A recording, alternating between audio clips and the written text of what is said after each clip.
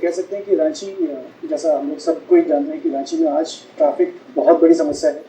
अक्सर अखबारों में, टीवी के माध्यम से हम लोग देखते हैं कि ट्रैफिक जाम है और रोड एक्सीडेंट भी बहुत ज़्यादा हो रहे हैं। तो 2012 में बस ऐसे ही इन सब चीज़ों पे खुद के मन में एक कहते हैं कि अंतर्द्वंद चल रहा था कि कुछ करना चाहिए, कुछ करना चाहिए। और अपने आसपास अगर देखता हूँ तो इस पर बहुत ज़्यादा एफर्ट्स नहीं हो रहे थे। तो चाहे वो अगर हम देखें कि डिपार्टमेंट संबंधित विभाग के द्वारा हो या लोगों के द्वारा, तो वहीं पे मन में आया कि नहीं, चलो इस पर कुछ शुरू किया जाए। और स्टार्टिंग वैसे ही मैंने खुद से किया कि एक इनिशियली इंडिविजुअल कैंपेन शुरू किया। पोस्टर्स लेके मैं सड़कों पे खड़ा रहता था। तो लोगों को थोड़ा सा तो शुरुआत में दिक्कतें हुई, घर पे भी दिक्कतें हुई कि भैया कुछ अलग हो रहा है और ये क्यों हो रहा है। लेकिन इसके बाद फिर कहते हैं कि लोगों का थोड़ा समर्थन मिलने लगा। 2 से 4 हुए, 4 से 40 हो गए। और आज कह सकते हैं कि पूरे झारखंड में जो हमारी संस्था है राइजअप, तो ये एकमात्र संस्था है, प्राउडली कह सकते हैं कि हम लोग सिर्फ और सिर्फ रोड सेफ्टी पे काम करते हैं इस पे। और अच्छे खासे मुझे लगता है कि आज झारखंड में हमारे पास तकरीबन 200 से 250 वॉलंटियर्स हैं अलग अलग जिलों में जो रोड सेफ्टी पे काम कर रहे हैं। तो कह सकते हैं कि शुरुआत बस था कि इसके लिए हमने किसी का अपने, कहते हैं ना कि अक्सर लोग पूछते हैं कि आपने ये शुरुआत क्यों की।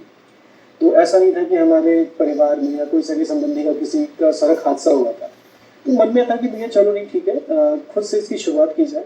तो वो कारवां पिछले 6 सालों से निरंतर चलता जा रहा है और ये कारवां चलता भी रहेगा क्योंकि आपकी सोच अच्छी है।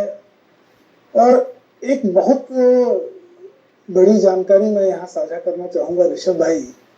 जितना देर का आज कार्यक्रम है, 30 मिनट लगभग आपसे बात हुई, और मैं आपको बता दूं कि इन 30 मिनट में भी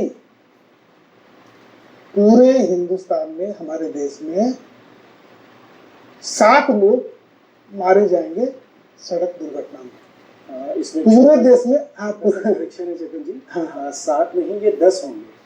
ये भी ये एक आंकड़ा है, लेकिन हम लोग जो इस पे काम करते हैं हमारे हिसाब से 4 गुना अधिक है। तो इस तरीके से आप इसको देख सकते हैं। बिल्कुल बिल्कुल, तकरीबन हर क्षेत्र में यही स्थिति है कि जो आंकड़े होते हैं वो जो रजिस्टर्ड होते हैं, जो हॉस्पिटल में मामले जाते हैं, जो संज्ञान में आते हैं, उन्हीं का जिक्र होता है। तो मैंने जो आपको बताया वो जो आंकड़े दिखाई दे रहे हैं उनके ऊपर है। पूरे देश में एक वर्ष में 4.5 लाख दुर्घटनाएं होती है हमारे देश में, और जिसमें 1.5 लाख लोग प्रति वर्ष मारे जाते हैं सड़क दुर्घटना में। तो आपका जो विचार आया, आपके मन में जो एक उथल पुथल थी, आपने इसके ऊपर काम करना शुरू किया। झारखंड में काम करते हुए आपका अनुभव अभी क्या है, कितना सुधार हो पाया है, कमियां क्या है? देखिए, चीज़ें सुधरी हैं, लेकिन कहते हैं कि बहुत सालों का जंग लगा हुआ है सिस्टम में, तो इसको सुधारने में अभी बहुत समय लगना है। लोगों का जो माइंडसेट है, जैसे हम लोग कहते हैं कि एक बहुत छोटी सी चीज़ है हेलमेट लगाना। ठीक है, हम सबको पता है कि हेलमेट का क्या फ़ायदा होता है, लेकिन हम लोग हेलमेट पहनते नहीं। या तो हेलमेट पहनते हैं तो सिर्फ पुलिस से बचने के लिए, उसको सही तरीके से नहीं पहनते हैं। तो हेलमेट सही तरीके से पहनने का क्या तरीका है, ये ना हम जानते हैं, ना अपने बच्चों को बताते हैं, ना अपने सगे संबंधियों को बताते हैं। और इसके वजह में क्या होता है कि क्योंकि एक माइनस सेकंड, कहते हैं कि बहुत छोटा सा 1 सेकंड में कभी आप एक एक्सीडेंट के शिकार होते हैं, और उसके बाद क्रिटिकल इंजरीज होती हैं, और हेड की इंजरी जो है वो सबसे ख़राब है। तो हमारे पास ऐसे केसेस भी हैं जिसमें लोगों के घर नीलाम हो गए हैं, घर लूट गए हैं, माँ बाप के सोने चांदी सब गिरवी पड़े हैं, बच्चा इलाज करवा रहा है बड़े बड़े प्राइवेट हॉस्पिटल्स में, 6 महीने 7 महीने से कोमा में। तो इस चीज़ को सुधारने की कोशिश करनी है, और कोशिश कर रहे हैं हम लोग पिछले 6 सालों में। आप पिछले 6 साल में झारखंड में आप देखें, मैं अगर रांची की बात करता हूँ तो अवेयरनेस और एडवोकेसी के क्षेत्र में हम लोग हैं। तो आप अवेयरनेस देखेंगे, पहले से हेलमेट्स लोगों में बढ़ा है, लेकिन अब हमारे पास है कि नहीं, उसको सही तरीके से पहनाने का वो एक नया चैलेंज है कि आप सही तरीके से पहने, असली हेलमेट पहने, असली और नकली हेलमेट में पहचान करना सीखें। ये हमारे लिए नए चैलेंजेस हैं। सीट बेल्ट, अगर आपको याद होगा, आज से 3 साल पहले, 3.5 साल पहले इसका इन्फोर्समेंट हो गया। आज हम लोग मजबूरी से ही सही, पुलिस के डंडे के डर से ही सही, फाइन के डर से ही, लेकिन सीट बेल्ट लगा है। और यकीन मानिए सीट बेल्ट कितनों की जानें बचा रही हैं, इसका रिकॉर्ड हमारे पास होता है।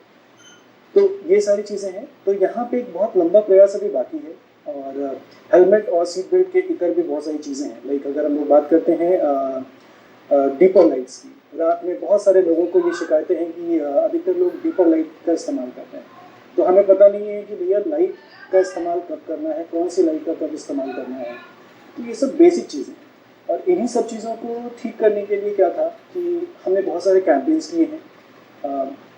तो इनिशियली जो हम लोगों को लगा कि सबसे पहले अगर शुरुआत की जाए तो वो होगा यंगस्टर्स की, क्योंकि यूथ का जो डायरेक्ट कनेक्शन है वो बाइकर्स, मतलब उनको बाइक बहुत टेंटेटिव लगती है, बहुत उनको इच्छा होती है कि भैया बाइक चलाएं और बाइक बहुत तेज़ से चलाएं। तो ये बहुत तेज़ से चलाने का जो ट्रिगर है, इसके कारण इंडिया में सबसे ज़्यादा एक्सीडेंट्स होते हैं। तो जो आप पिछले साल के आंकड़े हैं, 2020 के भी आंकड़े उठा के देखेंगे, 2019 के आंकड़े भी उठा के अगर देखते हैं हम लोग, तो ओवर स्पीडिंग सबसे बड़ी समस्या है। और इस समस्या से निजात दिलाने के लिए एक तो साइकोलॉजिकल लेवल पे लोगों को समझाना पड़ेगा, हमें अपने बच्चों को समझाना पड़ेगा कि स्पीड से जो आपको लगता है जो मज़ा मिलता है वो कब सज़ा में बदल जाए, तो उसके बीच का वो डिफरेंस हमको बताना है। और स्पीड कितनी ज़रूरी है, कितनी स्पीड होनी चाहिए गाड़ी की, ये सारी चीज़ें टेक्निकल चीज़ों पे हम लोगों को समझा रहे हैं। स्कूल कॉलेजेस में हम लोग कैंपेन कर रहे हैं। पिछले 3 सालों में हम लोग लगता है करीब 300 से 350 स्कूल कॉलेज हमने विजिट किया है रांची और इसके आसपास। बहुत सारे आपने कैंपेन किए हैं और कई कैंपेन में मैं भी उसका हिस्सा रहा हूँ, मेरा सौभाग्य है। और ऋषभ भाई, आपने बहुत अच्छी बात याद दिला दी मेरे को सीट बेल्ट के बारे में। सीट बेल्ट के बारे में सबसे पहले जिक्र मैंने ही संजय रंजन सिंह जो ट्रैफिक एसपी थे, उनसे एक साक्षात्कार लिया था और उसमें मैंने कहा था कि महानगरों में सीट बेल्ट लगाया जाता है लेकिन यहाँ पे सीट बेल्ट नहीं लगता है। और मेरे साक्षात्कार के बाद उन्होंने तत्काल रांची में सीट बेल्ट लागू किया और प्रसन्नता भी व्यक्त की। 1 हफ्ते में 29-30 लाख का उनको रेवेन्यू भी उससे मिला और धीरे धीरे फिर सुधार आया। बातें बिल्कुल सही है, लेकिन सड़क सुरक्षा को लेकर अगर हम लोग काम करते हैं, आप काम कर रहे हैं, तो आप हमारे दर्शकों को थोड़ा ये बताएं कि अगर किन्हीं के यहाँ कार है या किन्हीं के यहाँ मोटरसाइकिल है तो उनको क्या क्या चीज की रिक्वायरमेंट है, किस किस स्तर पे उनको जो फॉर्मेलिटीज है, जो नियम कानून है, उनका पालन करना है। जैसे सबसे पहली चीज है उनका कागजात, फिर उसके बाद हेलमेट, फिर उनके साथ जो स्पीड की समस्या आप बता रहे हैं, थोड़ा इसको आप विस्तार से बताएं। देखिए, मैं इसको थोड़ा सा विस्तार में, जैसा आपने बोला, मैं ले जाना चाहता हूँ। रोड सेफ्टी की जब भी हम लोग बातें करते हैं तो इसमें 4E का कॉन्सेप्ट है, तो इस पे बात करना बहुत ज़रूरी है। 4E में पहला होता है एजुकेशन, जिस पे हम लोग बहुत ज़्यादा काम कर रहे हैं। हर उम्र के लोगों को समझाना, बताना कि गाड़ी चलाने का तरीका क्या है या गाड़ी के बारे में समझना। क्योंकि क्या होता है कि आप मान लीजिए कि एक 18 साल, जैसे नियम में लिखा हुआ है कि 18 साल के जब आप हो जाएंगे तभी आपको ड्राइविंग लाइसेंस मिलेगा। तो इसके पीछे का जो विज्ञान है वो आपको समझना पड़ेगा, क्योंकि आप शारीरिक रूप से और मानसिक रूप से उस समय सक्षम होते हैं एक वाहन को चलाने के लिए और उसको कंट्रोल करने के लिए। ये नहीं कि सरकार ने या किसी ने ऐसे ये नियम बना दिया गया। तो इस चीज़ को आपको समझना है। लेकिन जब आप 18 के हो भी जाते हैं तो क्या लाइसेंस हम सही तरीके से बनाते हैं, क्या उसके लिए कोई शॉर्टकट को अपनाते हैं? तो इसको एक चैलेंज के रूप में लेना चाहिए, ये हमें लगता है। ये हम लोग बच्चों को कोशिश करते हैं कन्वे करने का कि जैसे हम एग्जाम्स होते हैं और एग्जाम में अच्छे मार्क्स लाते हैं, एक प्राउड फीलिंग होता है, तो क्यों ना ड्राइविंग टेस्ट भी हम दें। हम किसी एजेंट के पास नहीं जाएं, हम ड्राइविंग टेस्ट दें और उसको अच्छे तरीके से पास करें। तो वो जो फीलिंग आएगी, उसके बाद आप सड़क पे गाड़ी निकाल के चलाइए, तो शायद वो केवल फीलिंग की बात नहीं है। वहाँ पे ऐसा है कि जो भी गार्जियन ऐसा करते हैं, जो भी अभिभावक ऐसा करते हैं कि अपने बच्चों को बिना लाइसेंस के या तो बाइक चलाने देते हैं या फिर किसी एजेंट के माध्यम से बिना ट्रेनिंग दिलाए, उनको उस ट्रेनिंग में पास किए बिना अगर उन अपने बच्चों को बाइक दे के सड़क पे भेजते हैं तो बहुत ज़्यादा पॉसिबिलिटी है कि वो बच्चे दुर्घटना का शिकार हो जाए। बिल्कुल बिल्कुल। जैसा कि हम लोग, हमारी जो भाषा है उसमें हम लोग कहते हैं कि ये बाइक और कार जो है ये किलर मशीन्स हैं। जो किलर मशीन है, आप देखते हैं कि जब वेपन्स को हम लोग अपने डिफेंस के लिए भी यूज़ कर सकते हैं और उसका विनाश भी है उससे, तो गाड़ी को आप किस तरीके से इस्तेमाल करते हैं ये बहुत ज़रूरी है। तो रोड एक्सीडेंट्स आज के डेट में, जैसा आपने बताया, आधे घंटे में 10 मौतें होंगी। मैं एक छोटा सा आंकड़ा पेश कर रहा हूँ। इंडिया में जैसा आपने बता दिया कि 1.5 लाख मौत होती है। आप सोचिए कि एक छोटे से गाँव या एक कस्बे या कहते हैं एक छोटे से शहर की आबादी होती है 1.5 लाख, और हर साल हम लोग एक छोटा सा शहर खो दे रहे हैं अपने देश में। तो ये बरसों से चला आ रहा है। तो इस पे लगाम लगना बहुत ज़रूरी है। और हम लोग कहते हैं कि रोड एक्सीडेंट में India is a global leader. पूरे विश्व में सबसे ज़्यादा दुर्घटनाएं हमारे यहाँ हैं, सबसे ज़्यादा मौतें हमारे यहाँ हैं, सबसे ज़्यादा घायल हमारे यहाँ हैं। और इसका असर सिर्फ जान और इससे हम लोग नहीं कर रहे हैं, जान माल से। GDP, अगर आप GDP को देखें तो 3 से 4% का GDP का लॉस होता है। 3 से 4% का GDP का लॉस को आप देख लीजिए। वो कितना बड़ा लॉस है हमारे लिए, हमारी इकोनॉमी के लिए। तो ये समझना बहुत ज़रूरी है। दूसरी चीज़, हम लोग एजुकेशन पे बात कर रहे थे 4E के अंदर, तो स्कूल कॉलेज में अवेयरनेस प्रोग्राम्स होनी चाहिए, जो हम लोग फिलहाल कंडक्ट कर रहे हैं। हमारे करिकुलम में होना चाहिए, बच्चों को शुरुआत से ही समझाना चाहिए कि गाड़ी कैसे चलानी चाहिए। Basically it's a skilled program, ये स्किल है, गाड़ी चलाना एक स्किल चीज़ है। मतलब XYZ कोई भी चला ले ऐसा नहीं है। आप अब्रॉड में देख लो, अब्रॉड में जो ड्राइविंग लाइसेंस का जो प्रोसेस है, इट्स वेरी टफ, बहुत टफ होता है। अगर आपको ड्राइविंग लाइसेंस मिल जाता है तो वो समझिए एक सेलिब्रेशन के समान है, वो लोग उसका उत्सव मनाते हैं। हमारे यहाँ किसी को भी ड्राइविंग लाइसेंस कभी भी किसी भी तरीके से मिलता है। तो ये सिस्टम का लूप होल है, इसको धीरे धीरे दुरुस्त किया जा रहा है। जितनी जल्दी ये ठीक हो जाए उतना हमारे लिए अच्छा है।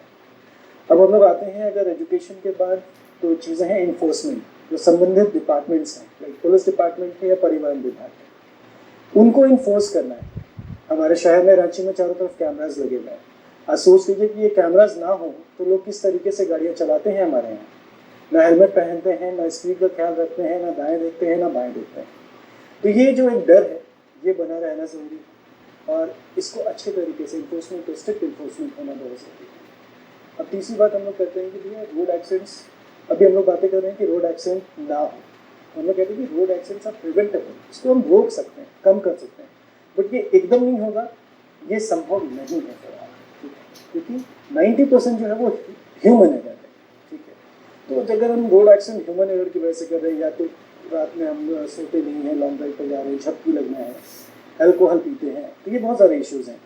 तो अगर होता भी है तो वो डैमेज को हम लोग कम कर सकते हैं। तो वो कैसे होगा? इसके लिए आपके पास मेडिकल फैसिलिटीज़ बढ़िया होनी चाहिए, हाईवे पे ट्रॉमा सेंटर्स होने चाहिए। तो अनफॉर्चुनेटली हम लोग इसमें कोलैप्स हैं। इंडिया में ट्रॉमा सेंटर्स बहुत कम हैं, हाईवेज़ पेट्रोलिंग बहुत कम है। तो ये सब चीज़ों को भी थोड़ा बढ़ाना होगा। अब इसके अलावा हम लोग चलते हैं इंजीनियरिंग, तो रोड इंजीनियरिंग, तो क्या हमारे इंजीनियर्स सही तरीके से रोड डिज़ाइन कर पा रहे हैं? क्या सही तरीके पे रोटरी बनती है? क्या सही तरीके पे राउंड अबाउट बनता है? क्या सही तरीके पे ज़ेब्रा क्रॉसिंग्स बनते हैं? तो ये चारों जो है 4E, इसलिए मैंने कहा कि इस पर हम लोगों को ध्यान देने की आवश्यकता है और चारों E को साथ लेके चलने की आवश्यकता है। हम लोग एजुकेशन पे काम कर रहे हैं, अवेयरनेस पे काम कर रहे हैं, बाकी पिलर्स का भी साथ रहना और मजबूती से खड़ा रहना बहुत ज़रूरी है। आज जिक्र सड़क सुरक्षा पे, तो एक वैश्विक आंकड़ा और रखूं मैं आपके सामने कि पूरी दुनिया में जितने टोटल व्हीकल है, जितनी भी गाड़ियां हैं, उसका केवल 1% हिस्सा हमारे देश में है। पूरे भारतवर्ष में, पूरी दुनिया में जितनी गाड़ियां हैं उसका 1% है, जबकि एक्सीडेंट, दुर्घटना के मामले में हम 11% में हैं। जी, ये अभी और बढ़ गया, ये 12% हो गया नए आंकड़ों के हिसाब से। तो सोचिए कि ये कितना पैराडॉक्स वाला सीन है कि हम लोग जब एक्सीडेंट बात करते हैं तो गाड़ियां हमारे जहन में आती हैं। तो गाड़ियां 1 ही प्रतिशत है, लेकिन एक्सीडेंट हम 12% कर रहे हैं। तो कहीं ना कहीं ये हमारे अंदर कमी है और उस कमी से हमको जूझ रहे हैं हम लोग, तो लड़ना पड़ेगा यहाँ पे। तो यही हमारा फाइट है, चैलेंज है झारखंड में। और कहते हैं कि जैसे हम लोग नेशनल आंकड़ा आपने अभी दिया, झारखंड के भी आंकड़े बहुत अलग नहीं है। हर साल यहाँ भी 4000 लोग मारे जाते हैं रोड एक्सीडेंट में, और ये 4000 कहते हैं कि निर्दोष है, मासूम है, मतलब बेमतलब के कहते हैं काल के गाल में समाये जा रहे हैं।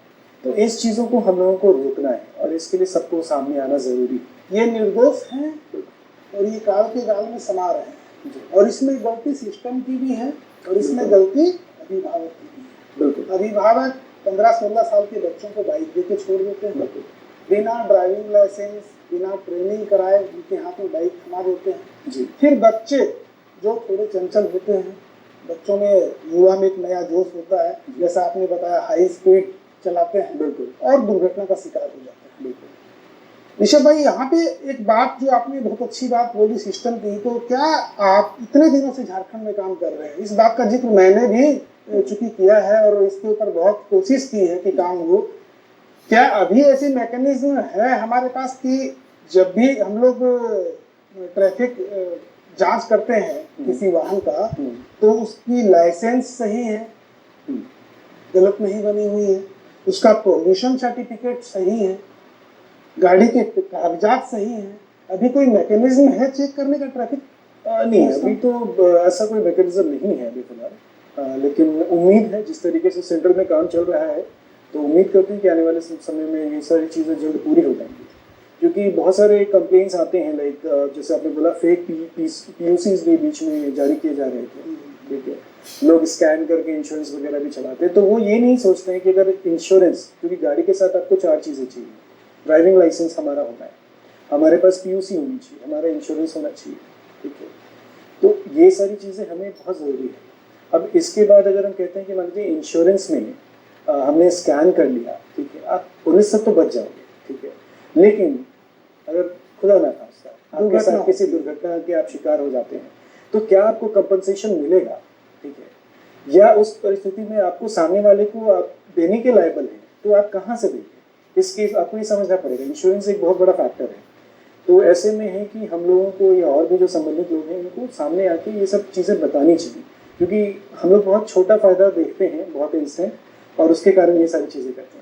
बहुत अच्छी 2 बात आपने कही। एक तो फर्जी कागजात मतलब फर्जी मौत, आप फर्जी मौत बांट रहे हैं। और दूसरी बात जो अभी आपने कही इंश्योरेंस की, हमारे बहुत कम ऐसे लोग हैं जो जानते हैं। देखिए, दुर्घटना में मृत्यु हो जाती है, गांव देहात के लोग हैं, कहीं भी हैं, चाहे रोड एक्सीडेंट में कहीं भी उनकी जान चली जाती है, वो क्लेम नहीं करते। उनकी जानकारी में यही होता है कि हमारे गाड़ी का इंश्योरेंस था या नहीं, और जिनके पास इंश्योरेंस था, जिनके पास ड्राइविंग लाइसेंस था, सारे कागजात सही थे, उसके बावजूद भी वो क्लेम के लिए नहीं जाते। थोड़ा आप इसे प्रकाश करें। अब बहुत सारे आप देखेंगे कि प्रॉब्लम कहाँ है कि एक तो हम इंश्योरेंस नहीं करते, हमें लगता है कि इंस्टेंट जो है वो मेरे पर बर्डन है। आप एक नई गाड़ी लोगे 10 लाख 11 लाख की, तो आपको 30,000 40,000 रुपये के आसपास का इंश्योरेंस लगता है, प्रीमियम अमाउंट, आपको सालाना ये देनदारी है। तो इस ऐसी परिस्थिति में आपको लगता है कि मैं सालाना क्यों दूँ? हम लोगों का इंडियंस के साथ बहुत माइंडसेट है कि सिर्फ फ्यूल डाला और गाड़ी चले, बिना मेंटेनेंस में भी खर्चा नहीं करना चाहते हैं हम। आप बहुत सारी गाड़ियों में देखोगे टेल लाइट्स उनके काम नहीं करते हैं, इंडिकेटर्स काम नहीं करते हैं, तो हम लोग इसको बॉर्डर नहीं करते हैं कि भैया ठीक है काम चल रहा है, गाड़ी चल रही है, लेकिन ये गलत है, ये आपको समझना पड़ेगा। इंश्योरेंस मैंडेटरी है, मैंडेटरी एज इन वो हमारे लिए, ये आपको समझना है। अगर कल को अनफॉर्चुनेट कंडीशन में ही एक एक्सीडेंट होता है और हमारी गलती से सामने वाले को अगर आपको देना पड़ेगा, तो वो आप कैसे दोगे, वो आपको समझना पड़ेगा, क्योंकि एक बहुत बड़ा अमाउंट हो जाता है, ठीक है। तो उस केस में आपको इंश्योरेंस ही आपको हेल्प करेगी। तो एक जेन्युइन इंश्योरेंस आपको ज़रूर लेना चाहिए गाड़ी के साथ, और उसको मेंटेन करना चाहिए सालाना। कितना जो इंश्योरेंस होता है, अगर एक बाइक एक्सीडेंट होती है और दुर्घटना में जिसके पास सारे कागजात सही थे, अगर उसकी मृत्यु हो जाती है, तो मरने वाले को कितना अमाउंट मिलेगा? इसका कोई ये अलग अलग है। लाइक एक तो सरकारी जिला प्रशासन की तरफ से भी छोटा सा मिलता है, ठीक है, वो बहुत नॉमिनल अमाउंट है। लेकिन अगर इंश्योरेंस है तो वो डिपेंड करेगा उनके इंश्योरेंस कंपनीज पे, वो किस अमाउंट को लेके कैटर कर रहे हैं। तो वो अलग अलग इंश्योरेंस कंपनीज के हिसाब से होता है, वो एक फिक्स्ड अमाउंट वहाँ नहीं। मैं आपको बता दूं कि अगर आपके पास मोटरसाइकिल है और आप इंश्योरेंस कराए हुए हैं, तो कम से कम 1 लाख रुपए का इंश्योरेंस होता है। और अब ऐसी सुविधा है, जैसा कि मैंने ले रखा है, 15 लाख रुपए का आपको एक्सीडेंटल इंश्योरेंस आप करवा सकते हैं। तो 15 लाख रुपया तक एक्सीडेंटल इंश्योरेंस होता है। बिल्कुल। सबसे बड़ी बात ऋषभ भाई, ये आप पेरेंट्स से क्या कहना चाहेंगे?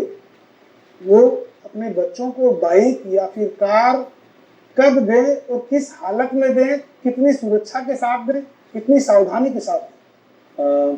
पेरेंट्स के साथ ऐसा है कि शायद आपको ध्यान में हो, एक हम लोगों ने 2018 में एक प्ले स्कूल भी खोला था, कार्टून प्ले स्कूल के नाम से, और हमें बहुत खुशी थी कि वो इंडिया का पहला प्ले स्कूल है जो रोड सेफ्टी थीम पे है। 2019 में नितिन गडकरी जी ने खुद ट्वीट करके स्कूल की सराहना की। मकसद यही था, जो पेरेंट्स हैं उनको अभी से अपने बच्चों को लेके समझाना कि भैया ट्रैफिक कितना महत्वपूर्ण चीज़ है। क्योंकि आप देखो बाकी सारी चीज़ें हैं, क्या रोड को हम लोग अवॉइड कर सकते हैं अपने डेली लाइफ में, ये आपको समझना है। मैं अगर स्टूडियो तक आया हूँ तो मैं रोड से आया हूँ, मैं अभी जाऊँगा तो मुझे रोड के माध्यम से ही जाना है, आप भी आए हैं, तो ये जो माध्यम है इसको हम छोड़ नहीं सकते। तो किसी न किसी, चाहे या तो हम एज ए पेडेस्ट्रियन सड़क का इस्तेमाल कर रहे हैं या as a car user use कर रहे हैं, तो हमें यहाँ पे बहुत ज़्यादा अटेंटिव रहने की ज़रूरत है, हमें बहुत ज़्यादा सतर्क रहने की ज़रूरत है। तो एज ए गार्जियन हमें अपने बच्चों को अभी से ही एक बेहतर रोड यूज़र होने के लिए उनको समझाइश देने की आवश्यकता है। आप सड़क पे कैसे उनका व्यवहार हो, किस तरीके से, अगर आप गाड़ी चला रहे हैं तो आपको किस तरीके से गाड़ी चलाना है, सिर्फ अपनी सुरक्षा नहीं दूसरों की सुरक्षा भी करनी होती है। तो सड़क सुरक्षा के साथ ये बहुत बड़ा कंसर्न है। तो हमारी अपील यही है कि पेरेंट्स से कि अपने बच्चों को अभी से ही, छोटे से ही उम्र से ही उनको ये सारी चीज़ें सिखाएं, ट्रैफिक के नियम बताएं और एक बेहतर नागरिक बनाने में मदद करें। ऋषभ भाई, हमें लगता है कि जो भी लोग हम लोगों को सुन रहे हैं आज बड़ा ध्यान इस बात पे देंगे और जो भी आवश्यकता है उसको इसका पालन भी करेंगे। एक्चुअली हमारा ये जो कार्यक्रम है नई दिशाएं, ये नए चेहरे, नए लोग जो समाज और देश के प्रति कुछ नई दिशा दे रहे हैं लोगों को, अपने आत्मबल से बोलिए, अपनी जागरूकता से बोलिए, कुछ नया करने का प्रयास कर रहे हैं। तो थोड़ा सा चलते चलते आपसे हम जानना चाहेंगे कि आप सड़क सुधार के साथ साथ एक आपने साइकिलिंग कैंपेन चलाया था रांची में, और उसके बाद अभी फिलहाल आप कॉन्ट्रैक्ट फार्मिंग पे भी काम कर रहे हैं। थोड़ा सा संक्षिप्त में आप इसके बारे में बताएं। 2016 में हम लोगों ने राहगिरी डे की शुरुआत की थी रांची में। ये एक नेशन वाइड कैंपेन है और रांची में ये बहुत बड़ा मुहिम बना था। हर संडे इसको हम लोग करते थे और अच्छी किस्मत थी हमारे कि लोगों का बहुत अच्छा पार्टिसिपेशन रहा। हर संडे 10 से 15,000 लोग आते थे। मकसद यही बताना है कि ये जो सड़कें हैं, रिक्लेम योर स्ट्रीट्स, मतलब सड़कें जो है सिर्फ गाड़ियों के लिए नहीं है, सड़कें हमारे लिए, ताकि हम पैदल चल सकें। क्योंकि जो गाड़ी वाले हैं उनका प्रतिशत बहुत कम है, ये 4 से 6% ही है इंडिया में। लेकिन वो सड़क पे इतने कहते हैं कि बेकायदे से चलते हैं कि हमें लगता है कि पूरी सड़क उनकी है। तो ये लोगों को समझाना मकसद था। तो राहगिरी डे उस दिशा में एक अभियान था जो बहुत सक्सेस रहा, हम लोग कह सकते हैं इसको। इसके बाद हमने एक नाइट राइड करके साइकिलिंग अभियान चलाया और रात में लोगों को साइकिलिंग के प्रति जागरूक किया। तो और अभी जो है ये सारी चीज़ें चल रही हैं। सरकार का भी काफ़ी अच्छा अप्रोच है, पब्लिक साइकिल शेयरिंग सिस्टम उन लोगों ने लॉन्च किया है और बहुत सारे लोग, युवा जो हैं इसको, इस फैसिलिटी को एक्सेप्ट कर रहे हैं, चला रहे हैं, इसको यूज़ कर रहे हैं। तो हम लोग सोचते हैं कि आने वाले समय में झारखंड या रांची, एटलीस्ट रांची को लेकर तो हम आशान्वित हैं कि साइकिलिंग का भविष्य यहाँ पे है और पब्लिक ट्रांसपोर्ट की तरफ हमें जाना ही पड़ेगा, निजी वाहनों को थोड़ा सा कम हो त्यागना पड़ेगा। तो इन सब चीज़ों के लिए ऐसे अभियान किए गए थे। और अभी हम लोग चेतन जी यहाँ पे कॉन्ट्रैक्ट फार्मिंग में हैं, पलामू और मैक्लोस्कीगंज के कुछ एरिया में हम लोग कर रहे हैं और मकसद वही है जो किसानों के साथ जो दुर्व्यवहार कह सकते हैं कि व्यावसायिक रूप से जो हो रहा था उसको संगठित करने का प्रयास है और एक बिजनेस मॉडल के रूप में इसको डेवलप कर रहे हैं। तो फिलहाल और ट्रेडिशनल खेती से इतर कुछ अलग करने की कोशिश है फिलहाल, बस यही है। सभी क्षेत्र में सफलता की शुभकामना है ऋषभ भाई आपको। चलते चलते मैं 2 लाइन फिर से बोलना चाहूँगा कि कारवां चल रहा था जिसके पीछे, वो भी उसी कारवां के पीछे का एक आदमी था। तो भीड़ में एक चेहरा, हम लोग बहुत पहले सुना करते थे, भीड़ से ही एक चेहरा निकलता है, नई दिशा देता है, समाज को नया नेतृत्व देता है और बहुत सारे लोगों के उत्थान के लिए वो काम कर जाता है। आप भी कुछ ऐसा ही कर रहे हैं। हम आपका बहुत बहुत धन्यवाद करते हैं, आप हमारे कार्यक्रम में आए और नई दिशाएं में एक नई दिशा आपने लोगों को दी और आप लोगों का भी हमारे साथ बने रहने के लिए बहुत बहुत धन्यवाद। जोहार।